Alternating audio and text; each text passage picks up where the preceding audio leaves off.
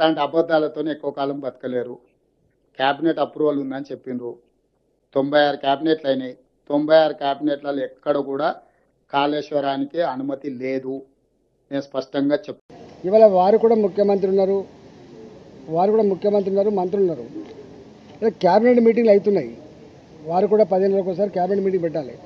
అంటే ఈ రాష్ట్రంలో క్యాబినెట్ ఆమోదం లేకుండా ఇంత పెద్ద ప్రాజెక్ట్ నిర్వహించేటువంటి ప్రాక్టీస్ ఎప్పుడైనా ఉంటే చెప్పండి.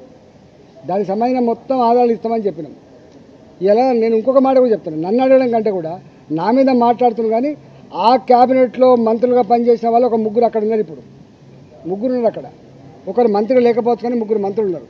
నేనేమంటున్నా అంటే నేను సూత్రప్రాయంగా బ్లంట్గా చెప్తా ఉన్నా, కేసీఆర్ ఇట్లాంటి ఇష్యూస్ అన్నీ కూడా క్యాబినెట్లో పెట్టకుండా ఆనాడు కాలేదని చెప్పి 100 సార్లు చెప్పి నేను ఆనాడు మంత్రిగా ఉన్నా కూడా చెప్తున్నా. ఇప్పుడు బీజేపీ ఎంపీగా చెప్పట్లేదు.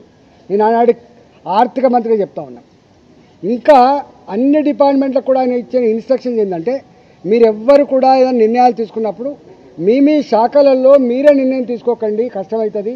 అవన్నిటినీ కూడా క్యాబినెట్ తీసుకురండి, క్యాబినెట్ ఆమోదంతో మాత్రమే చేయమని చెప్పేటువంటి మాట తప్పైతే నేను దేనికంటే అనుకుంటా, రాజకీయాలు తప్పుకుంటా. ఇవన్నీ ఇట్లా మాటలు వట్టిగానే బట్టగాల్చి మీదేసు మాట్లాడడం సబగాదు. ఒక్కొక్కసారి ఎగ్జిక్యూటివ్ ఆర్డర్ ద్వారా కూడా వస్తుండొచ్చు.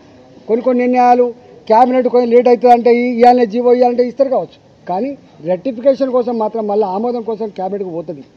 క్యాబినెట్ ఆమోదం పొందకుండా ఇట్లా జరగవు, గుర్తుపెట్టుకోండి. నేను ఈ మొత్తం కాళేశ్వరం